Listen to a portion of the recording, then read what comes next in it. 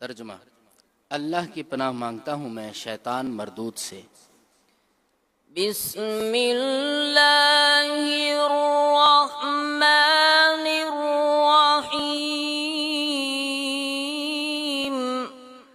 اللہ کے نام سے شروع جو نہایت مہربان رحم والا۔ وَلَوْ أَنَّهُمْ آمَنُوا وَاتَّقَوْا لَمَثُوبَةٌ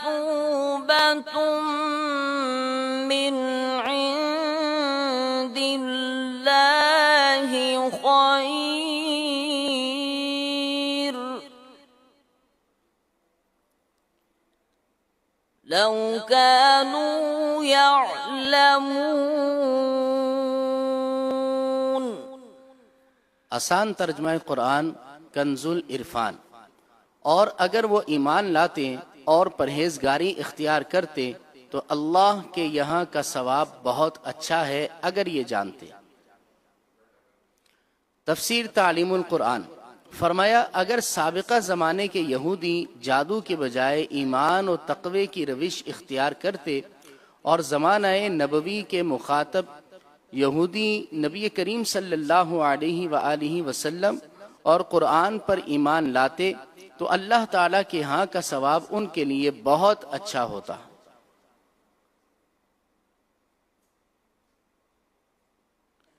کیونکہ آخرت کی تھوڑی سی نعمت دنیا کی بڑی سے بڑی نعمت سے اعلیٰ ہے۔ اگر یہ اس حقیقت کو جانتے تو کبھی بھی آخرت پر جادو کو ترجیح نہ دیتے۔ یا ایہا الذین آمنوا لا تقولوا راعنا وقولوا انظرنا واسمعوا وَلِلْكَافِرِينَ عَذَابٌ أَلِيمٌ۔ آسان ترجمہ قرآن کنز العرفان۔ اے ایمان والو رائنا نہ کہو اور یوں عرض کرو کہ حضور ہم پر نظر رکھیں اور پہلے ہی سے بغور سنو اور کافروں کے لیے دردناک عذاب ہے۔ تفسیر تعلیم القرآن۔ شان نزول۔ جب حضور اقدس صلی اللہ علیہ وآلہ وسلم صحابہ کرام رضی اللہ تعالی عنہم کو کچھ تعلیم و تلقین فرماتے تو وہ کبھی کبھی درمیان میں عرض کیا کرتے راعینا یا رسول اللہ صلی اللہ علیہ وسلم۔ اس کے معنی یہ تھے کہ یا رسول اللہ صلی اللہ علیہ وآلہ وسلم ہمارے حال کی رعایت فرمائیے، یعنی کلام اقدس کو اچھی طرح سمجھ لینے کا موقع دیجیے۔ یہودیوں کی لغت میں یہ کلمہ بے ادبی کا معنی رکھتا تھا اور انہوں نے اسی بری نیت سے کہنا شروع کر دیا۔ حضرت سعد بن معاذ رضی اللہ تعالی عنہ یہودیوں کی اصطلاح سے واقف تھے۔ ایک دن یہ کلمہ ان کی زبان سے سن کر آپ نے فرمایا اے دشمنان خدا، تم پر اللہ کی لعنت، اگر میں نے اب کسی کی زبان سے یہ کلمہ سنا تو اس کی گردن اڑا دوں گا۔ یہودیوں نے کہا کہ ہم پر تو آپ برہم ہوتے ہیں جبکہ مسلمان بھی یہی تو کہتے ہیں۔ اس پر آپ رنجیدہ ہو کر سرکار دو عالم صلی اللہ علیہ وآلہ وسلم کی خدمت اقدس میں حاضر ہوئے۔ ابھی حاضر ہوئے ہی تھے کہ یہ آیت کریمہ نازل ہوئی جس میں رائنا کہنے کی ممانعت فرما دی گئی اور اس معنی کا دوسرا لفظ انظرنا کہنے کا حکم ہوا، اور یہ تاکید بھی کر دی کہ حضور پر نور صلی اللہ علیہ وسلم کے کلام فرمانے کے وقت ہمتن گوش ہو جایا کرو تاکہ یہ عرض کرنے کی ضرورت ہی نہ رہے کہ حضور صلی اللہ علیہ وسلم توجہ فرمائیں، کیونکہ دربار نبوت کا یہی ادب ہے۔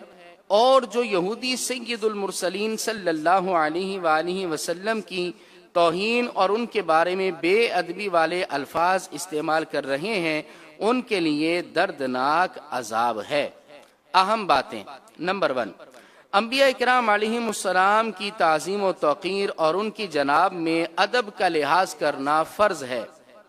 اور جس کلمے میں ترک ادب کا معمولی سا بھی اندیشہ ہو وہ زبان پر لانا ممنوع ہے، یعنی منع ہے۔ نمبر 2، انبیاء کرام علیہم السلام کی جناب میں بے ادبی کفر ہے۔ ما يود الذين كفروا من أهل الكتاب ولا المشركين أن ينزل عليكم من خير من ربكم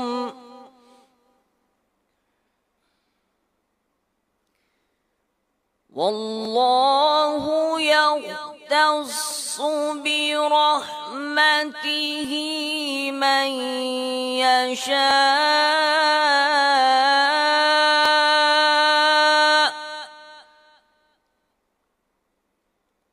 والله ذو الفضل العظيم۔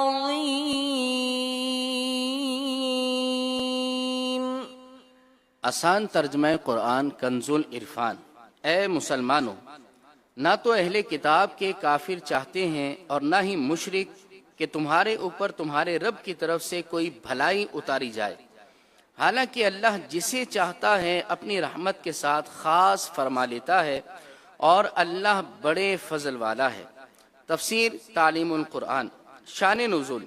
بعض یہودی مسلمانوں کے ساتھ دوستی کا اظہار کرتے تھے، اس پر مسلمانوں کو متنبہ کیا گیا کہ اہل کتاب اور مشرکین اپنی خیر خواہی کے دعوے میں جھوٹے ہیں، تم سے حسد کی وجہ سے دونوں ہی یہ نہیں چاہتے کہ تمہارے اوپر تمہارے رب کی طرف سے کوئی بھلائی اتاری جائے، اور محمد مصطفیٰ صلی اللہ علیہ وآلہ وسلم کی نبوت کا انکار بھی رحمت خداوندی پر حسد کی وجہ سے ہے، حالانکہ اللہ تعالیٰ جسے چاہتا ہے اپنی رحمت کے ساتھ خاص فرما لیتا ہے، اور خداوند کریم نے نبوت اور ختم نبوت کے ساتھ اپنے نبی پر اپنا فضل فرمایا ہے، اور اللہ تعالیٰ بڑے فضل والا ہے۔